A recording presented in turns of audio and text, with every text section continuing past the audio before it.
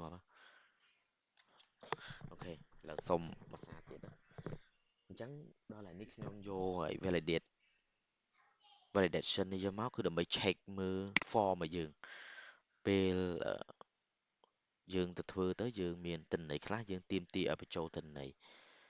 ដូចខាងលើនេះទាមទារឲ្យវាយ mail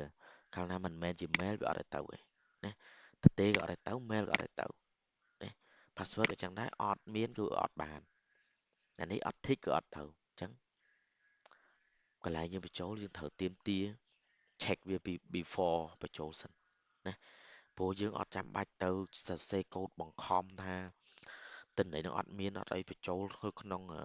SQL statement របស់យើងឬក៏ក្នុង query អីផ្សេងអត់ទេអានឹង check នៅលើខាង front ជាមួយនឹង jQuery យើងហ្មងណាយើង check មួយ jQuery យើងឲ្យហើយហ្មងដើម្បីវាចំណេញពេលហើយ user គាត់យល់ពីរបៀបប្រើទៀតហើយបើយើងនៅចាំអត់ទិន្នន័យចុចពោកទៅឲ្យ back end វាបញ្ជាក់មកវិញថា error ហើយអត់ទិន្នន័យអត់ចេះអត់ចុះអានឹងយូរណា process ហ្នឹងវាយូរហើយអាចនឹង error code ណាមួយពេលដែល developer គាត់ភ្លេច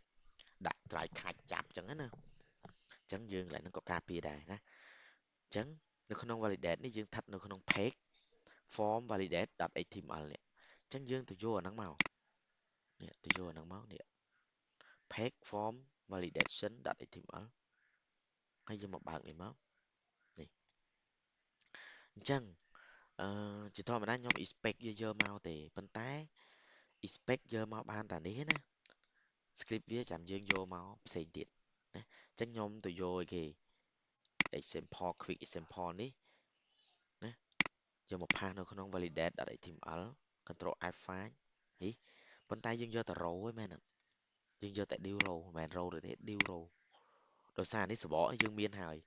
សបកនេះយើងមាននៅលើខាង left side ខាងក្រោមយើងមានហើយនៅនឹង footer អញ្ចឹងយើងយកតែ div row copy ដាក់ក្នុង dashboard 3 control A paste ណាហើយសួរថាដើរនៅយើងទៅចុចមើលដើរនៅ dashboard 3ជាប់អីគេហ្នឹងនៅក្នុង left side យើង dashboard 3អូនេះជាប់អល់ឯណានេះ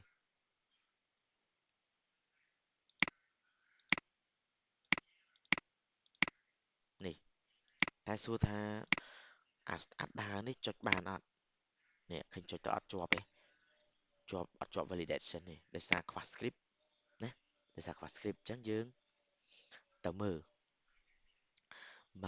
ហើយយើងមិនមែនមើលតែ script យើងមើលទាំង CS ដោយសារអីយើងចូល form ថ្មីអញ្ចឹងយើងមើលថាតើ CS មានត្រូវការថ្មីអត់មាន4អត់មានត្រូវការទេណាក្នុង validation ហ្នឹងគឺអត់មានត្រូវការ CS ថ្មីទេទៅមើល script ខាងក្រោមនៃ footer វានេះអញ្ចឹងយើងមើលថាតើ footer របស់យើងមានគ្រប់អត់ footer របស់យើងមានអីខ្លះមានមកដល់ dashboard 3 demo chart admin LTE bootstrap ហើយនិង jQuery អញ្ចឹងយើងមើលវាមើលមានគ្រប់អត់គ្រប់មានអីគេអត់មានតែនេះ script validation គេ note អញ្ចឹងណា copy ហ្នឹងមកមើលតោះណា copy យកដាក់មកលើ footer ប៉ុន្តែ complete ដាក់ base URL ឲ្យវាមុខ plugin ហ្នឹង paste ហើយដើរនៅយើងមក script ណាមក script ហ្នឹងដើរនៅយើងមើលសិនមើលបើយើងអស់នៅអស់មានទៀតអត់មានទេប៉ុន្តែនៅក្នុងនេះ validate យើងនេះគឺវាប្រើ quick form នេះគឺវាសរសេរបន្ថែមណា script ហើយវាមានសរសេរបន្ថែមទៀតអញ្ចឹងយើងត្រូវតែ copy អាហ្នឹងយកមកដាក់នៅក្រោម footer ដាក់ក្រោម footer ដាក់មកហើយយើងសាកចុចមើលដើរអត់ដើរណាអញ្ចឹងវា check មកថាអត់មាន blend សួរយើងកែបានអត់កែបានណា ឬក៏យើងថាចង់យកវាទៅដាក់នៅក្រោមdashboard 3បានណាសាកមើលយកដាក់បានណា dashboard 3ខ្ញុំសាកសិនព្រោះ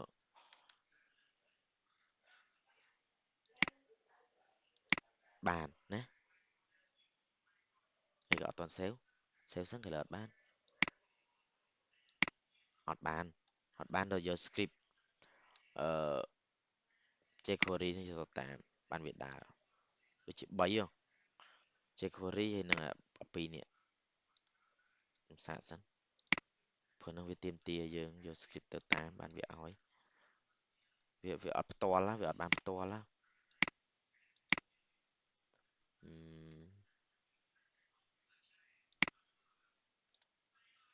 មិនអត់ឲ្យ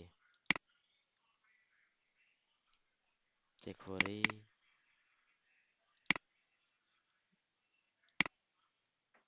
page dashboard មាន ATE យើងមើលអាហ្នឹងវាមាន note ប្រាប់យើង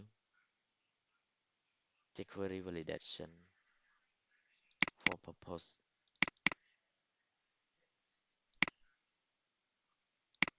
បានណាអញ្ចឹងយើងយកអា script validation ពីរនេះយកទៅប្រើតាមពេលដែលយើងចង់ឲ្យ form ណា validate ព្រោះដោយសារចេះយើងដាក់នៅក្រោម footer បានហើយប៉ុន្តែយើងមិនមែនប្រើតែមួយណា validate form មែនអត់យើងអត់ប្រើតែមួយទេយើងប្រើច្រើន form អញ្ចឹងយើងអាចយកវាមកតាម dashboard មកពេលដែលយើង run អាផ្សេងវាអត់ដើរទេ script ហ្នឹងនេះ run អានេះវាអត់មានទេតែដល់ពេលយើង run អាហ្នឹងបានវាមានអញ្ចឹងណាចុះដល់ពេលយើងដាក់មួយ footer យើងប្រើរួម footer យើងប្រើរួមណាអញ្ចឹង footer មានតែប៉ុន្តែយើងអត់អាចយកអា script សរសេរនេះហេតុអីបានមកទៅយកមកដោយសារវាមាន email វាមាន password ហើយ quick form នេះគឺឈ្មោះរបស់ form របស់យើងនៅក្នុង dashboard 3នេះនេះក្នុង dashboard 3នេះឈ្មោះរបស់ quick form នេះ ID quick form នេះអញ្ចឹងណាអញ្ចឹងបើយើងដាក់អាហ្នឹង quick form ហើយយើងឲ្យអា validation ដែលយើង check នឹងនៅក្នុង footer ចុះដល់ពេល form ផ្សេងទៀត form ផ្សេងទៀតយើងសរសេរទៀតយើងដាក់ quick form ទៀតដែរហើយយើងមិនមែនប្រកាសថា check តែ email check តែ password ដែលទៀតណាអញ្ចឹងយើងត្រូវសរសេរដែលណាយើងមិនត្រូវសរសេរ form ថ្មីមួយទៀតអញ្ចឹងយើងត្រូវតែបំបែកវាដាក់ទៅតាមតម្រូវការវាផ្ទាល់មក